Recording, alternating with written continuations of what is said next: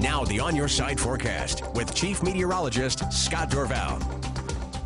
Just a few scattered clouds out there right now. Another cold night in progress. Snow on the ground always helps to enhance the colder weather when the winds settle down. And if we keep skies mostly clear tonight, our temperatures will drop even more. But there's these high clouds streaming quickly with the jet stream overhead. And so I still think we'll go down into the teens. Some places might see some upper single digits. Cold night tonight. Cold air in place means we've got a storm system headed in our direction, and that should be in the form of snow. Snow showers continue just north of the Magic Valley. Eventually, those will taper off tonight. But around the Magic Valley and points in the northern sections, you're going to see a few snow showers this evening.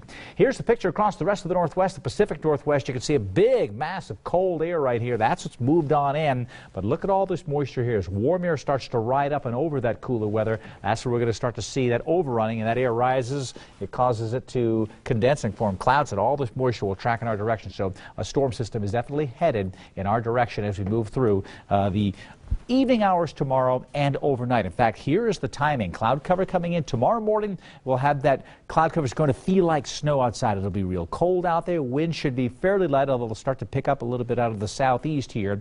And then the clouds will thicken during the day, and snow will start as early as midday up in the McCall area. But early to mid-afternoon, we'll see some snow flying in the Treasure Valley. Now, if that southeast breeze, if you start to notice it picking up a lot, 9, 10, 11 o'clock in the morning, that'll tend to dry the valley out a little bit, and it might push the starting time of the snow a little bit later in the evening. But right now, mid-afternoon, and if this is the case, the evening commute could have some issues, so keep that in mind. Luckily, with temperatures near 30, we should be in pretty good shape on the interstate, but secondary roadways could be noticeable. The snow will really be coming down in the west central mountains, and Brundage Mountain is poised to get a lot of snow out of this storm system. Tamarack as well, but even further north, there's more with it. As the system moves through, there could be some bands of heavy snow. This could be the peak of the storm, 7 or 8 o'clock at night, and Boise could be getting moderate to heavy snow briefly. And as the snow starts to taper off, it may mix. That's what this pink is here. It may mix with a little rain, but I have a feeling it will be cold enough that might not happen. And then it will tend to taper off after midnight. Here, as you see, midnight, it'll be pushing on down to the south. The Magic Valley will keep the snow showers around, as will the McCall area. But on Saturday,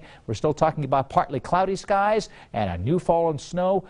Plus, the temperatures warming back up. We'll get some of that melting during the afternoon. This storm won't have that blast of Arctic air coming in behind it like that storm system a couple weeks ago. So we'll be in better shape. But snowfall accumulations, here are the latest charts showing what's going on. And you'll see here Boise showing a couple of inches of snow, but notice this darker area. Southeast Boise and towards the foothills here near Lucky Peak, we could be seeing a little bit more snow, although Mountain Home shows an inch, just over 2 inches. A general 2 to possibly 4-inch snow could be falling through the Treasure Valley as we go through Friday evening and Friday night. Here are the latest numbers coming in for the McCall area, and you'll see generally in Long Valley showing about a ½ a foot of snow, maybe a little bit less. McCall might be a little bit more, but this computer chart tends to add a little extra because the mountains are nearby and it thinks McCall is in the mountains. But Brundage here could get upwards to 7, 8, 9 inches of snow, maybe a little bit more. Some of these charts here are showing that, yes, we could get some pretty significant snow, and that will be where most of the snow will fall. These storms that come in from the northwest don't hit Stanley Sun Valley as hard as they do when they come in from the south. So Stanley, a couple of inches of snow. Atlanta may get 4, and Ketchum, maybe Baldy could get 2 to 4 inches out of it, but in Ketchum, maybe just an inch or 2. In the Magic Valley, some slick roadways as well. Not a big storm system, but that winter weather advisory in effect into Saturday morning. So keep that in mind as you're heading on through, and some of the heavier snowfall amounts falling down Pomerel Mountain, likely getting a few inches of snow. My complete ski report is coming up here in just a couple of minutes. So late day snow tomorrow. Clouds in the morning, no problem heading off to school, but heading back, just keep in mind you may have some issues on some of the roadways later in the evening as the temperatures stay cold and the snow starts to fly. We'll have snow on the ground, and that, again, for the evening commute could be a little bit of an issue. Long Valley temperatures in the 20s to near 30, with 4 to 8 inches in Long Valley in general out of this storm system. That's not bad. That's a pretty good snow. For the higher elevations, Highway 55 and 95 could be snow covered.